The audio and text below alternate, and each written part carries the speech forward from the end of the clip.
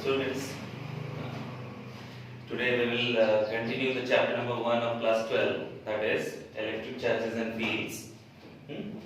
So now we will discuss a new topic which is very important topic, electric flux.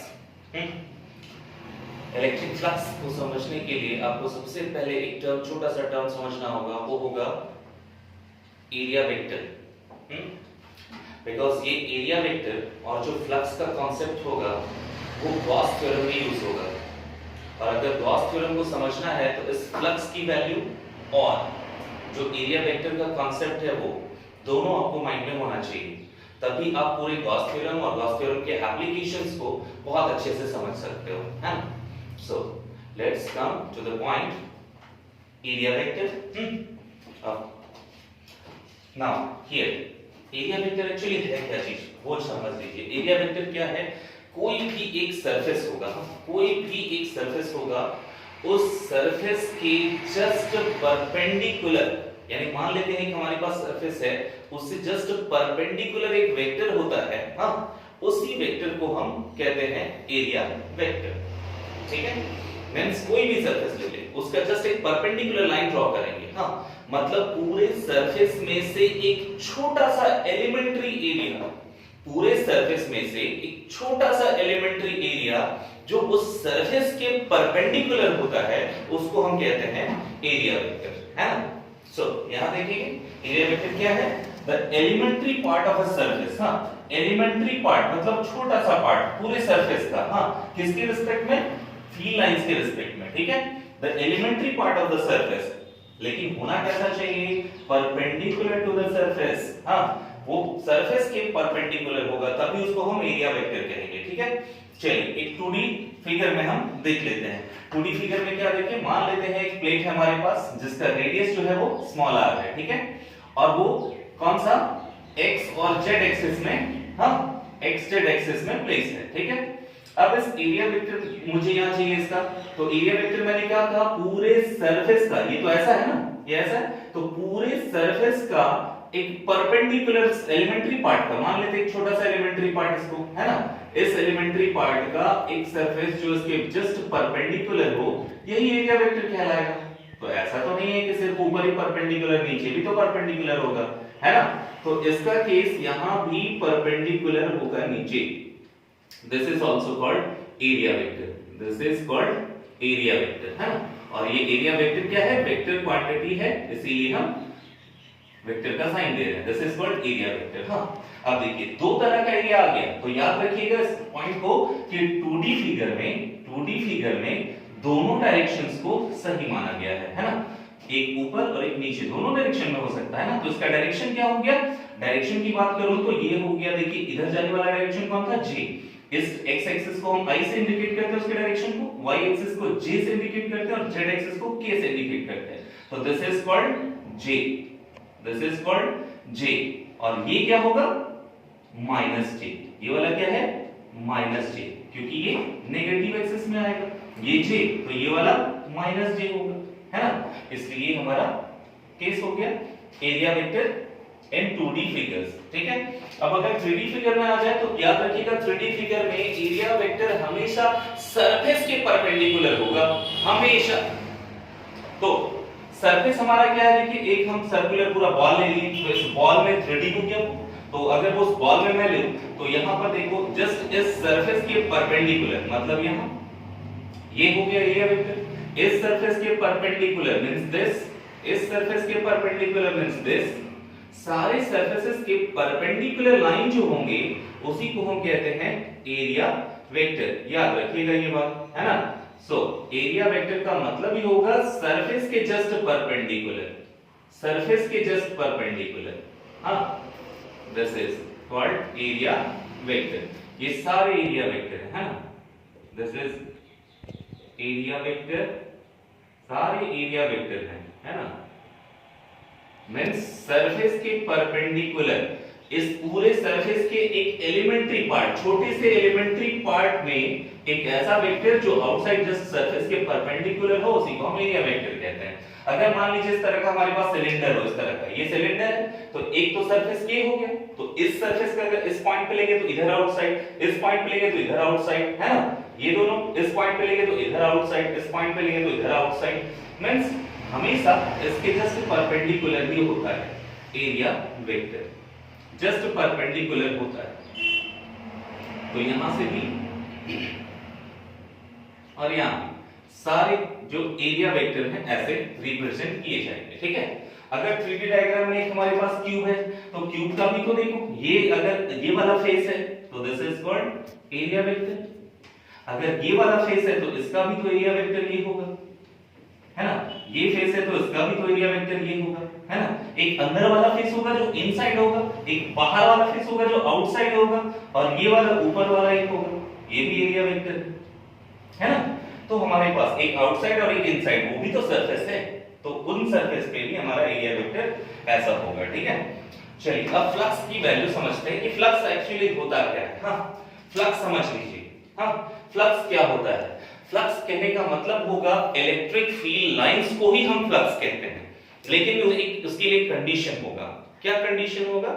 कि जब किसी positive charge या कोई source से फील्ड लाइंस निकल रही होंगी और वो फील्ड लाइंस अगर किसी एक सरफेस से, क्लोज सरफेस से परपेंडिकुलरली पास हो जाता है, तो उसी परपेंडिकुलरली पास होने वाले फील्ड लाइंस को ही हम इलेक्ट्रिक फ्लक्स कहते हैं, ठीक है। इलेक्ट्रिक फ्लक्स का मतलब फील्ड लाइंस को ही हम फ्लक्स कहेंगे, लेकिन कब? जब वो किसी एक क्लोज सरफेस से होकर के परपेंडिकुलरली पास हो जाएगा। चलिए देखते हैं, यानी the total number of electric field lines, हाँ, the total number of electric field lines, लेकिन कहां? Perpendicular to the close surface, यानी पास कैसे होगा? Pass is perpendicular to the close surface, हाँ, उसी के लिए हम उसको क्या कहेंगे? इलेक्ट्रिक फ्लक्स, और रिप्रेजेंट करेंगे phi e से।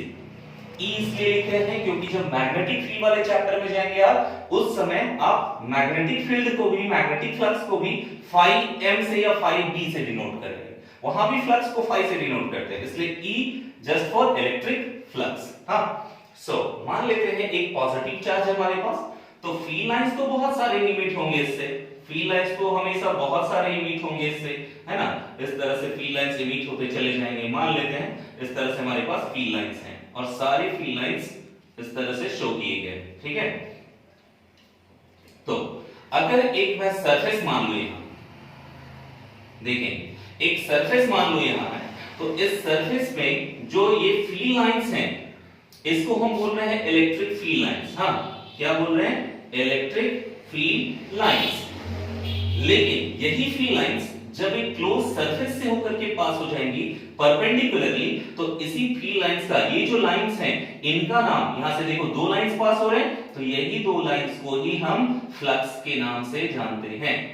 फ्लक्स phi e मींस वही इलेक्ट्रिक फील्ड लाइंस, लेकिन किसी एक सरफेस से परपेंडिकुलरली पास हो जाएं, तो उसी फील्ड लाइंस को हम कहते हैं इलेक्ट्रिक फ्लक्स, है ना।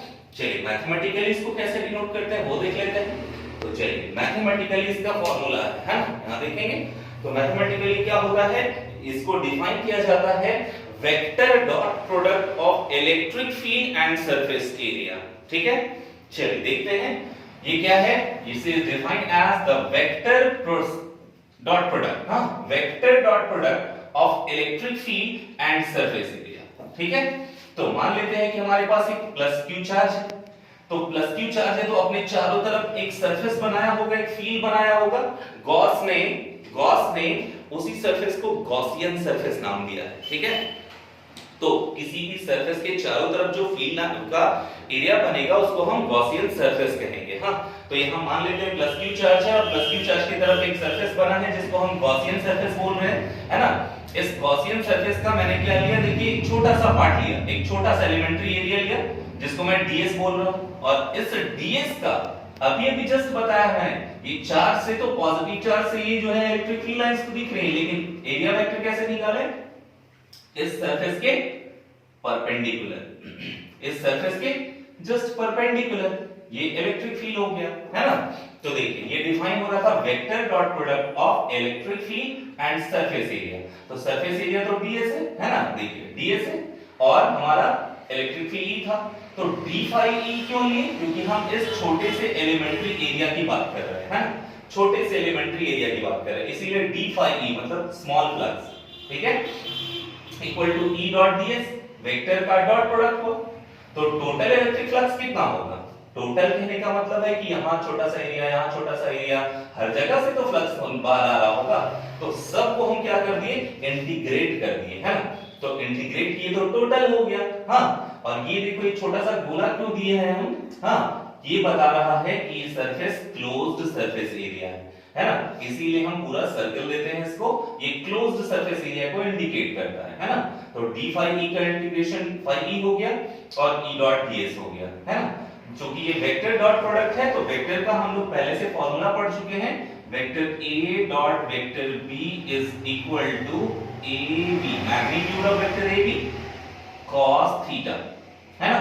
तो इसको हम क्या लिख सकते हैं, e डॉट ds को e ds cos थीटा लिख सकते हैं, है ना। तो हमारे पास दो फार्मूलाज अवेलेबल हैं फ्लक्स के लिए, ठीक है।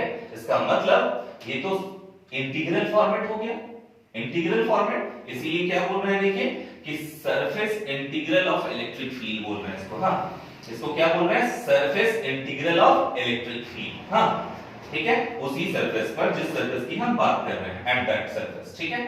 चलिए स्पेशल केसेस देख रहे हैं, it is very very important, हाँ बहुत ज्यादा इंपॉर्टेंट है, ठीक है।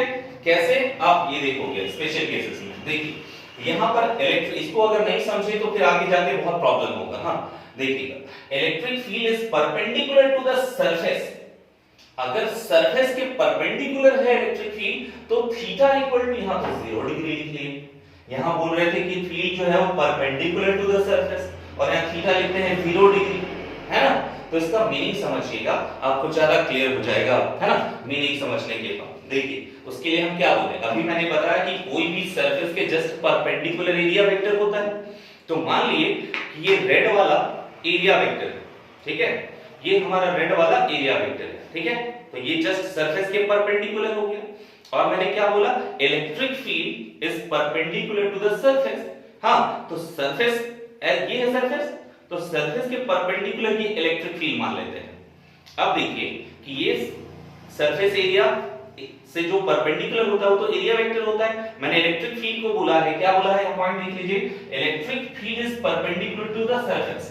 तो मान लीजिए इसको इलेक्ट्रिक फील्ड सरफेस के जस्ट परपेंडिकुलर है, और एरिया वेक्टर भी तो ऐसे ही था, क्योंकि सरफेस के हमेशा परपेंडिकुलर होता है एरिया वेक्टर, तो ये एरिया वेक्टर, ये इलेक्ट्रिक फील्ड, तो दोनों के बीच में एंगल कितना है, 0 डिग्री, है ना। इसीलिए क्योंकि यहाँ एंगल किसके किसके बीच में देखना था, इलेक्ट्रिक फील्ड और ds एरिया वेक्टर में। हाँ, तो यहाँ इलेक्ट्रिक फील्ड ये, एरिया वेक्टर ये, दोनों के बीच में कितना एंगल है, 0 डिग्री, क्योंकि ये पैरेलल हो गए, है ना। तो एंगल हमारा इसलिए 0 डिग्री लिया हुआ है। हाँ, इस बात पे हमेशा ध्यान रखेंगे, ठीक है। चलिए, तो e ds cos 0 degree, cos 0 degree की वैल्यू 1 होती है, तो 1 लिख दे, तो e ds मतलब कुछ वैल्यू हमारे पास आ गया। हाँ, वैल्यू हमारे पास आ गया, तो जब वैल्यू आ गई इसका मतलब है कि maximum flux pass through the surface. हाँ, चलो देखो ये एक सरफेस हो गया। हाँ, सरफेस से अगर बोलता है कि फील्ड लाइंस ऐसे जा रही थी, ये फील्ड लाइंस थी ऐसे जा रही थी, तो कंफर्म हमारे पास इतना हो गया कि फील्ड लाइंस जब ऐसे ब्लू वाला ऐसे जा रहा था तो कंफर्म ऐसे आ रहा होगा, तो ये तो एक सरफेस हुआ, तो ये एक सरफेस से फील्ड लाइंस ऐसे जा रहा है, तो मैक्सिमम फील्ड लाइंस इसी सरफेस से होके गुजरेगा। लेकिन अगर ये ऐसे होता तो बहुत कम जाता, लेकिन हमारे पास ऐसे फील्ड लाइंस ऐसे आ रहा है, और सरफेस भी देखो ऐसे जस्ट परपेंडिकुलर, एकदम आराम से जाएगा सब, तो सारा मैक्सिमम फील्ड लाइंस जाएगा ऐसे। इसीलिए यहां पर क्या लिखा है मैंने, मैक्सिमम फ्लक्स कैन पास। हाँ, इसमें क्या होगा, मैक्सिमम फ्लक्स पास होगा, लेकिन कब, जब थीटा 0 डिग्री होगा, ठीक है। Second, electric field is parallel to the plane of the surface. हाँ, electric field is parallel to the plane of the surface. अब देखिए ये तो सरफेस है ना, ये तो एरिया वेक्टर था।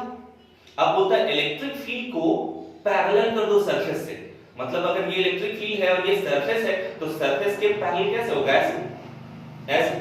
तो अगर ये सरफेस के पैरेलल हो गया तो इसके और इस रेड वाले के बीच में कितना डिग्री का एंगल हो गया, 90 डिग्री, है ना। ये एरिया वेक्टर और ये इलेक्ट्रिक फील्ड, तो इलेक्ट्रिक फील्ड और सरफेस एरिया वेक्टर के बीच में एंगल कितना हो गया, 90 डिग्री। इसीलिए हमने यहाँ पर थीटा कितना लिया भाई, 90 डिग्री, यानी electric field is parallel to the plane of the surface. Electric field जो है ये पैरेलल है सरफेस से, तो ये पैरेलल और ये एरिया वेक्टर इधर, तो दोनों के बीच में 90 डिग्री, इसीलिए यहाँ पर थीटा इक्वल टू 90 डिग्री और phi equal to EDS cos 90, cos 90 की वैल्यू कितनी होती है 0, इसलिए टोटली 0 हो गया। इसका मतलब फ्लक्स पास नहीं होगा। हाँ, अगर इलेक्ट्रिक फील्ड ऐसे जा रहा है तो सरफेस भी तो ऐसे ही था, तो ऐसे में ऐसे कैसे पास कर पाएगा क्लोज सरफेस से? ऐसे आता तब ना पास कर पाता। ये तो बोल रहा है ऐसे जाएगा, तो ऐसे में क्या पास होगा? नहीं होगा पास, इसलिए कोई फ्लक्स पास इसमें नहीं होगा। ठीक है, ध्यान रखेंगे इस पॉइंट को। ठीक है, चलिए अब इसका हम क्या देखते हैं, ऐसा यूनिट देखते हैं और डायमेंशन देख लेते हैं। दोनों इंपॉर्टेंट है। देखो फाई इक्वल टू ईडीएस होता है, तो phi equal to F by Q. क्यों? क्योंकि इलेक्ट्रिक फील्ड हम जानते हैं, हाँ, electric field since electric field equal to force per unit charge होता है ना? तो फोर्स पर यूनिट चार्ज लिख दिए इनटू एरिया डीएस था, तो फोर्स का न्यूटन, चार्ज का कूलम और एरिया का मीटर स्क्वायर, तो न्यूटन मीटर स्क्वायर और कूलम ऊपर गया तो पर कूलम। ये हमारा हो गया ऐसा यूनिट फ्लक्स का। ठीक है, चलिए डायमेंशन देखते हैं। तो डायमेंशन के लिए क्या है, phi equal to F by Q into DS. तो एफ तो फोर्स है, तो फोर्स का डायमेंशन क्या होता है, M L T inverse 2, charge का एटी, और अगर हम एचसीडी के अकॉर्डिंग जाएंगे तो उसमें एटी की जगह आईटी यूज करता है। हाँ, तो दोनों सही है, आईटी या एटी। ठीक है, तो ये एटी और डीएस का एल स्क्वायर, एरिया का एल स्क्वायर है ना? तो चलिए देखेंगे, m अपनी जगह पर है, l और l square l cube, t inverse 3 है ना? t ऊपर गया तो इनवर्स हो जाएगा, तो t इनवर्स 3 और a ऊपर जाएगा तो a इनवर्स है ना? तो ml cube t inverse 3 a inverse, this is the dimension of electric flux. अब एक क्वेश्चन है हमारे पास, क्या बोला गया है कि फ्लक्स की वैल्यू फाइंड कीजिए, मैग्नीट्यूड फाइंड कीजिए फ्लक्स का। हाँ, magnitude of electric flux find कीजिए और उसमें एरिया वेक्टर दिया हुआ है और इलेक्ट्रिक फील्ड भी दिया हुआ है। देखिए ये हमारा इलेक्ट्रिक फील्ड न्यूटन पर कूलम और ये एरिया वेक्टर s दिया हुआ है ना? तो मुझे क्या बोल रहा है कि फ्लक्स फाइंड कीजिए। तो आप फ्लक्स फाइंड करने का फार्मूला जानते हो, flux is equal to E dot ds होता है। तो E और ds का डॉट प्रोडक्ट है ना? तो E और ds का डॉट प्रोडक्ट हम ले लेंगे, क्या होगा हमारे पास, तो phi is equal to 3i minus 4j plus 2k है ना? और डॉट ले लिए 4i माइनस j और प्लस 3k, ये डॉट प्रोडक्ट हो गया। और डॉट प्रोडक्ट के लिए रूल जान लीजिए कि अगर सेम दो यूनिट वेक्टर मल्टीप्लाई हो, j डॉट j और k डॉट k सेम दो यूनिट वेक्टर मल्टीप्लाई हो तो वो इक्वल टू 1 होता है। ठीक है, और अगर different i dot j, j dot k, k dot i कोई भी हो जाए है ना, इस तरह से अगर डिफरेंट हो तो वो वैल्यू 0 देता है उनका डॉट प्रोडक्ट। ठीक है, इसका मतलब i के साथ सिर्फ i वाला मल्टीप्लाई होगा, बाकी दो का 0 दे देगा। तो i के साथ i 4 3 4 जा 12 और i डॉट i 1 हो गया, बाकी j और k से तो 0 देगा। फिर देखिए -4 इनटू 1 -1, तो माइनस माइनस प्लस, तो कितना हो जाएगा +4, j dot j equal to 1, बाकी दो का तो 0 कर देगा। चलो ठीक है, फिर 2 और k वाला देखते हैं, k वाला k के साथ मल्टीप्लाई 3 2 6 और बाकी k डॉट k 1 और फिर i और j के साथ 0 दे देगा है ना? सो दिस इज 6 and 4 10 और 12 22। तो ये इतना यूनिट जो होगा हम लिख देंगे इसका है ना? This is all about electric flux. This is all about electric flux area vector. ये बहुत ज्यादा इंपॉर्टेंट है, इसको आप अच्छे से रिकवर करोगे ताकि फिर नेक्स्ट टाइम हम गॉस थ्योरम देखेंगे और उसका प्रूफ देखेंगे। ओके, और उसके एप्लीकेशंस। Thank you.